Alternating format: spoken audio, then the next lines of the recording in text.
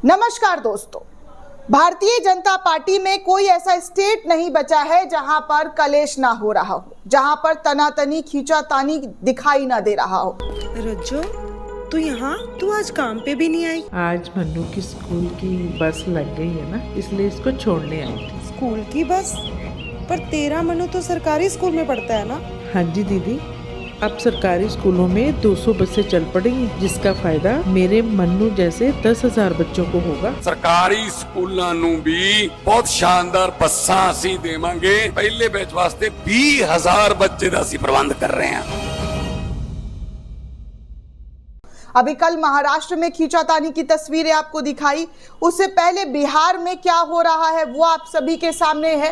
राजस्थान के अंदर भाजपा के विधायकों को लोग वोट नहीं देना चाहते हैं अगले चुनाव में, ये स्थिति है। और अब बैंगलोर में, जी हाँ, अब कर्नाटका के अंदर किस तरीके से अध्यक्ष को लेकर पार्टी के अंदर तकरार बरकरार है। इस वक्त की बड़ी खबर, बड़ी जानकारी आपको दे दूं कि कर्नाटका में जो बीजेपी विपक्ष में है, उस विपक्षी बीजेपी का हाल ये हो गया है कि उनके अपने नेता अध्यक्ष से नाखुश नजर आ रहे हैं। खबरों की बात की जाए दोस्तों, तो कर्नाटक में भाजपा में अध्यक्ष बदलने की मुहिम जो है वो जोरों शोरों से की जा रही है। थक हार कर बीजेपी ने भी कर्नाटक प्रदेश अध्यक्ष बदलने के संकेत दे दिए हैं, क्योंकि पार्टी में स्थिरता नजर आ ही नहीं रही है। पार्टी में इतना ज्यादा बवाल हो रहा है कि अब थक हार कर बीजेपी के आला कमानों को अपने नेताओं की बात माननी पड़ रही है।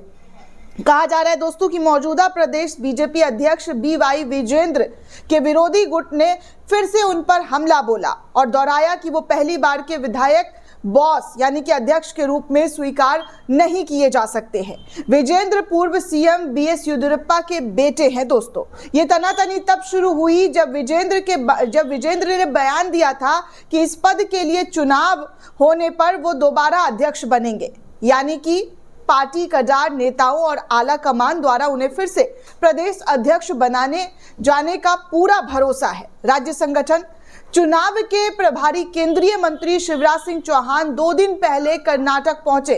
कर्नाटक दौरे पर गए हुए थे दोस्तों शिवराज सिंह चौहान। उन्होंने कहा कि प्रदेश अध्यक्ष और अन्य पदों के लिए जिला इकाइयों के चुनाव के जो बाद हैं तब निर्णय लिया जाएगा। इस पर विधायक बसनगौड़ा पाटिल, यत्नाल और राज्य के अन्य नेताओं ने प्रदेश अध्यक्ष पर हमला फिर से शुरू कर दिया। हालांकि बीजेपी के शीर्ष नेतृत्व ने यतनलाल गुट को विवादित बयानबाजी करने से बचने के लिए कहा है। उन्होंने कहा है कि आप इस तरीके की बयानबाजी ना दें जिससे कि पार्टी की छवि खराब हो।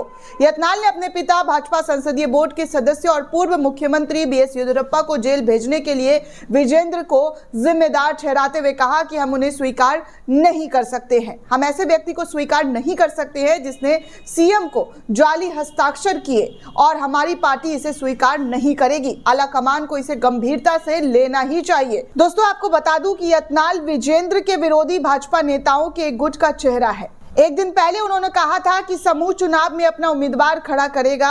भाजपा के एक अन्य विधायक रमेश जारकीहोली ने भी शनिवार को पहली बार विधायक बनने पर निशाना साधा। उन्होंने कहा कि हालांकि येदियुरप्पा अभी भी हमारे नेता है, विजेंद्र बच्चा है। भाजपा के प्रदेश अध्यक्ष के रूप में विजेंद्र की नियुक्ति के विरोधी गुट को नाराज कर रखा है। 2 गुट, एक येदियुरप्पा के नेतृत्व में और दूसरा भाजपा महासचिव संगठन BL संतोष के नेतृत्व में कई वर्षों से राज्य इकाई पर प्रभुत्व के लिए मुकाबला कर रहे हैं। चुनाव की घोषणा पर प्रतिक्रिया देते हुए विजेंद्र ने कहा कि उन्होंने 1 साल तक राज्य इकाई का सफलतापूर्वक जो है नेतृत्व किया है। उन्होंने कहा कि मुझे विश्वास है कि मुझे पार्टी का नेतृत्व करने का एक और मौका मिलेगा।